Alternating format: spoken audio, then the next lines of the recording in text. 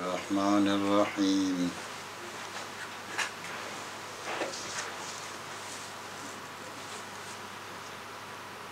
في كل عبادة لا بد من النية.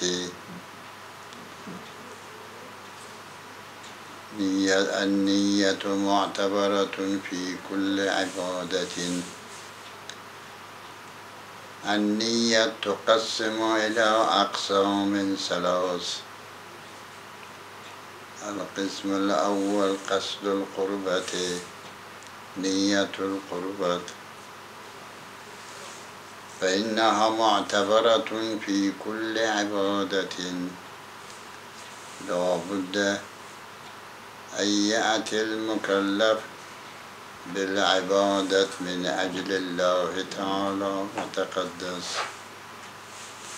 والإتيان بها لأجل غيره أو لأجل أن يشترك غيره مع الله تعالى فهي باطلة. فلا بد أن يأتي بالعبادة من أجل الله تعالى، إن يأتي بالصلاة لله تعالى وتقدس. القسم الثاني الإخلاص في العبادة والخلوص في العبادة. ونقصد بالإخلاص عدم الرياء، فإن الرياء والإتيان بالعبادة رياء لأجل ثناء الناس ومدح الناس، يأتي بالعبادة بغرض مدح الناس له، ثناء الناس له، فالعبادة باطلة. ومضافا إلى ذلك الرياء محرم شرعا، فهو ارتكب أمرين، أحدهما الحرمة الشرعية والآخر بطلان العبادة. القسم الثالث قصد العنوان وقصد الاسم، فإن لكل عبادة اسم خاص، فصلاة الظهر اسمه صلاة الظهر، وصلاة العصر، وصلاة المغرب، وصلاة العشاء، وصلاة الصبح، ونافلة الصبح، وكذا صلاة الاستسقاء، وصلاة الغدير، وصلاة الجمعة، وصلاة الآيات وما شاكل ذلك، وصوم شهر رمضان،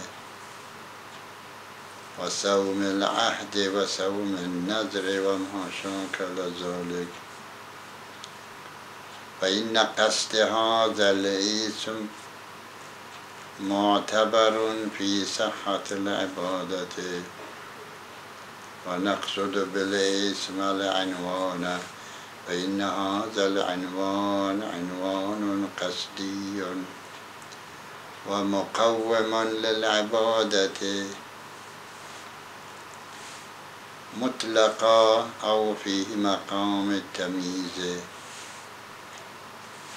مثلا عنوان صلاة الظهر مقوم لصلاة الظهر مطلقا، سواء أكان لها شريك أم لا.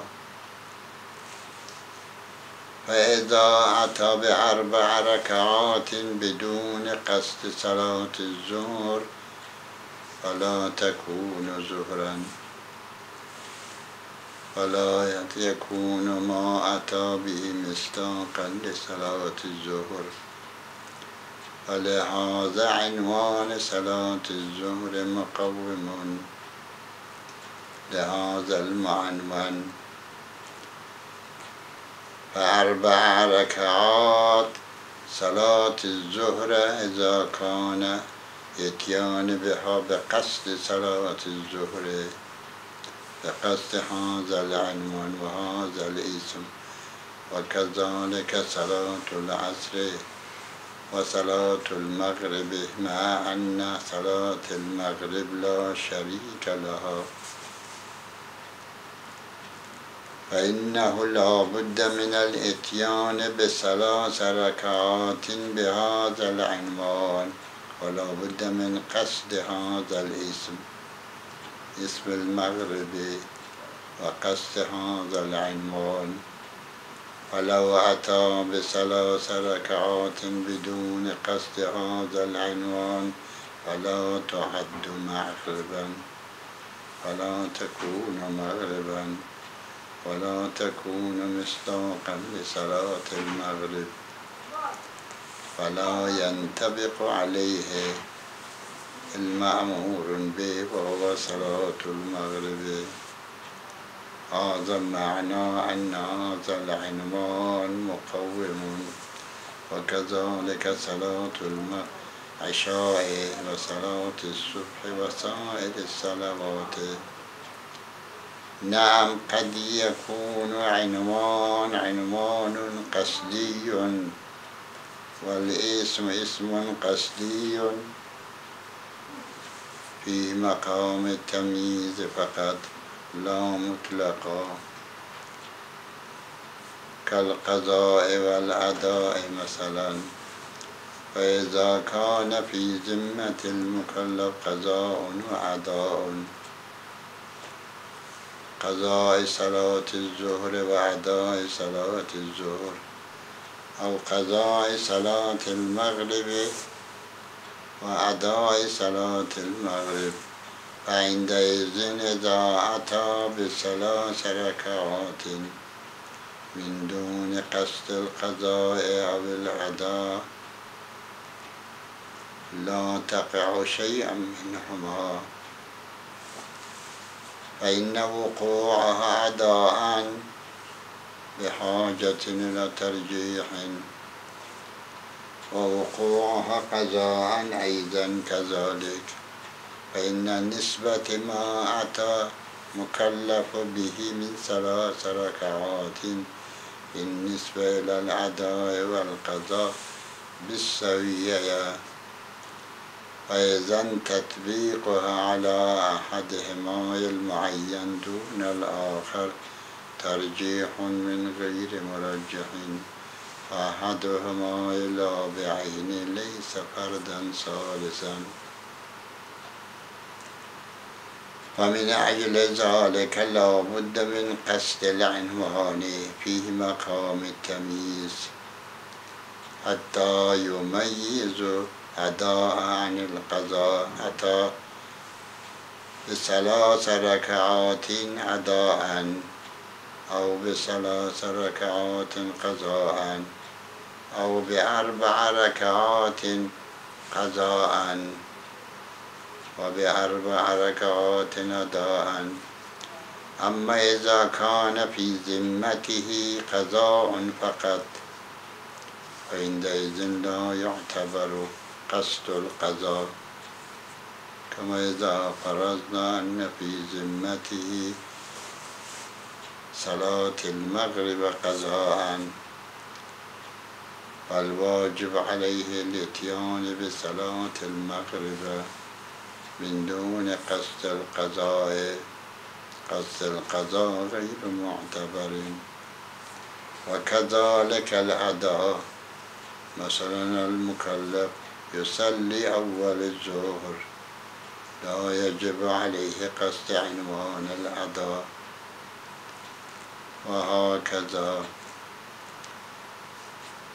وهكذا مثل النذر، عليه نذر يوم واحد،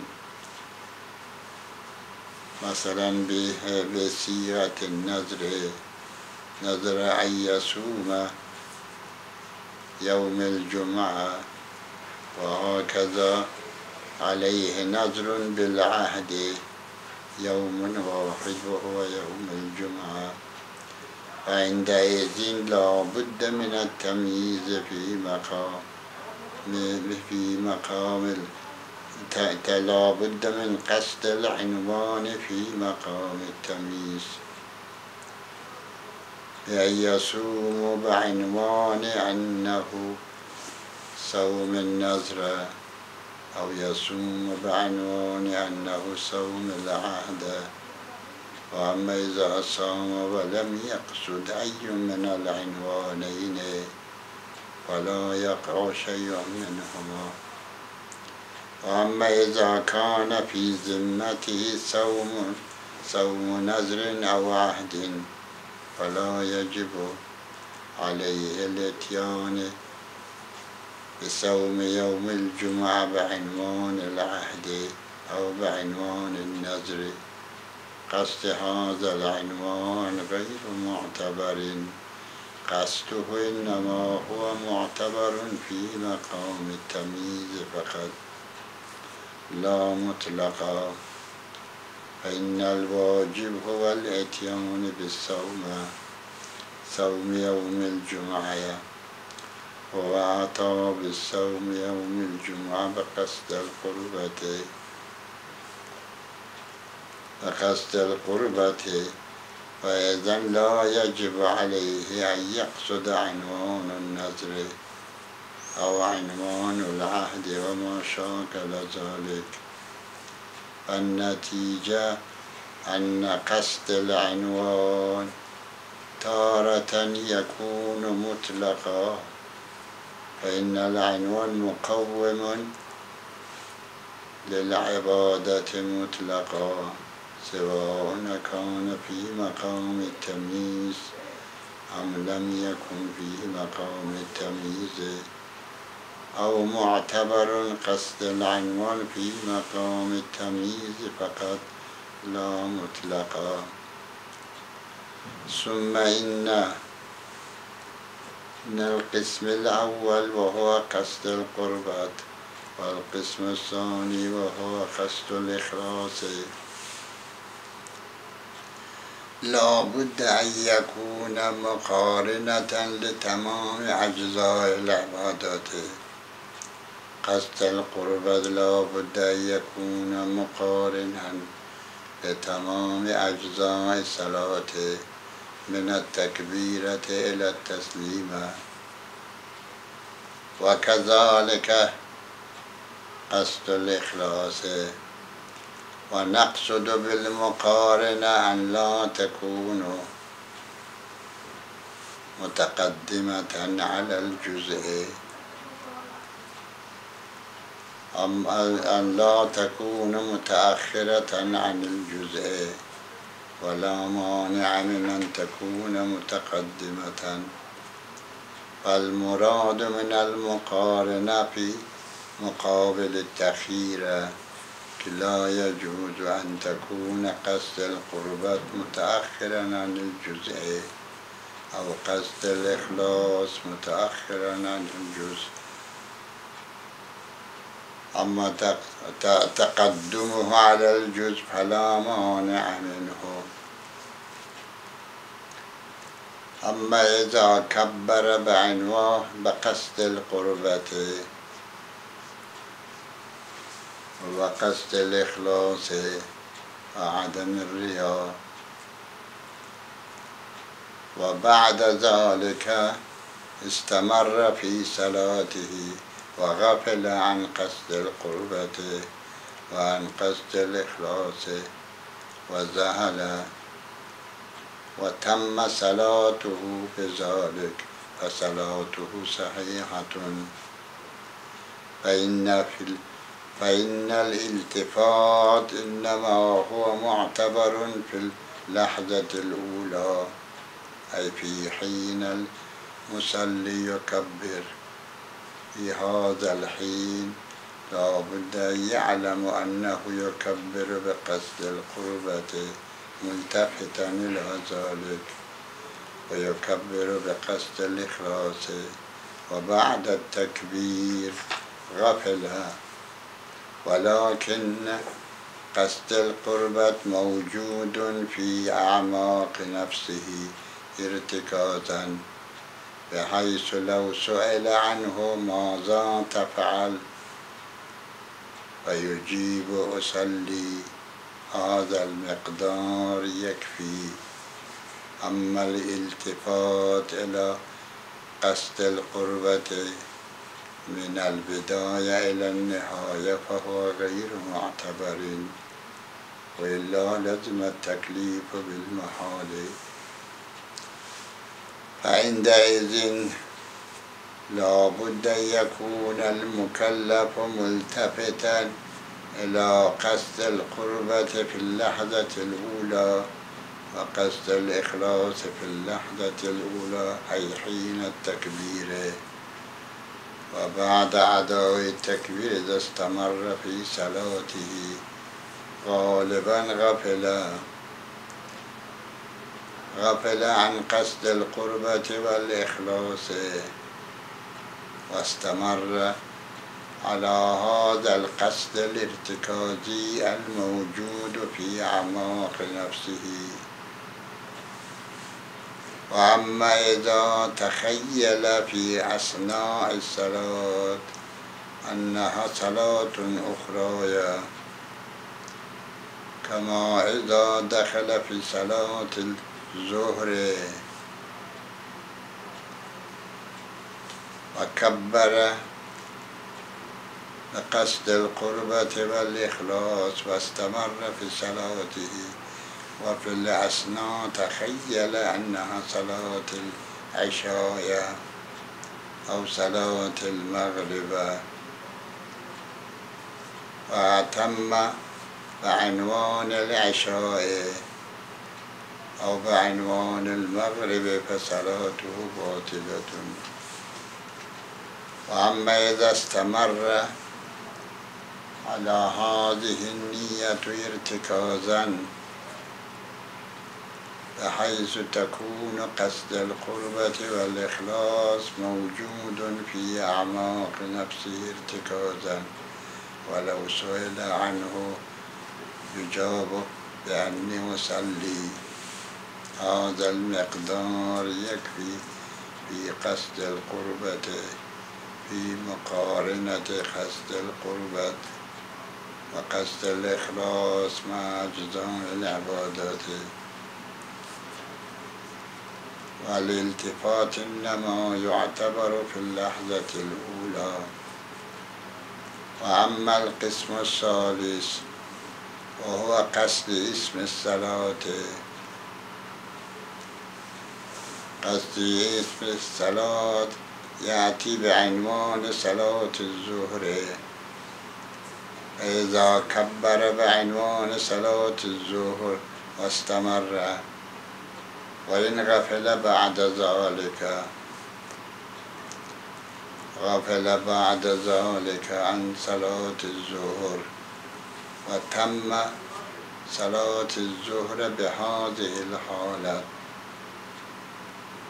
واستمر على هذا القصد ارتكازا لا التفاتا، ارتكازا بحيث يكون هذا القصد أي قصد صلاة الظهر موجود في أعماق نفسه ارتكازا بحيث لو سئل أي صلاة تصلي يقول صلاة الظهر.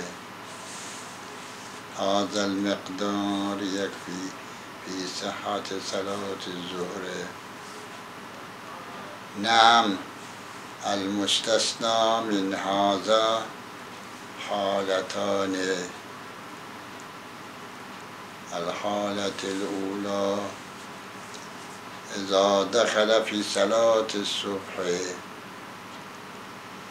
وكبر بعنوان صلاة الصبح واستمر فيها وفي أثنائها تخيل أنها صلاة نافلة الصبح وأتمها بقصد نافلة الصبح، فالصحيح هو صلاة الصبح أي ما نواه أولا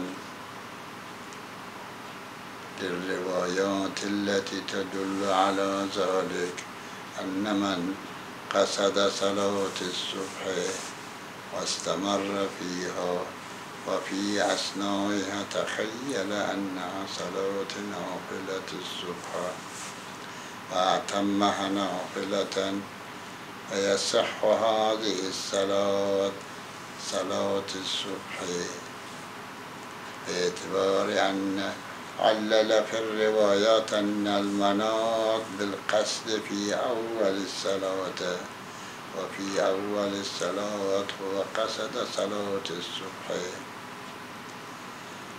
أو عكس ذلك كما إذا قصد نافلة الصبح ودخل فيها واستمر وفي أثنائها تخيل أنها صلاة الصبح وأتمها صلاة الصبح فالصحيح هو صلاة النافلة أي ما قصده أولا هذا منصوص والروايات تدل على ذلك.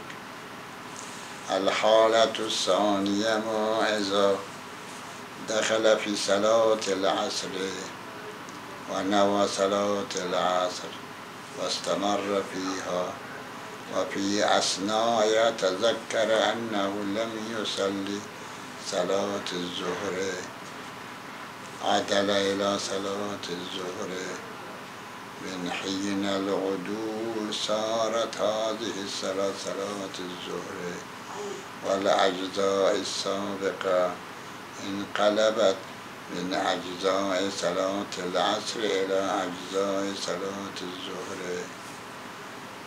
وهذا أيضا منصوص وهاتين الموردين مستثنى. أما إذا تخيل في الأثناء صلاة أخرى غير نافلة الصبح تخيل صلاة المغرب فصلاته باطلة غير صحيحة. المستثنى فقط هذين الموردين لا غيرهما. بقي هنا شيء نتكلم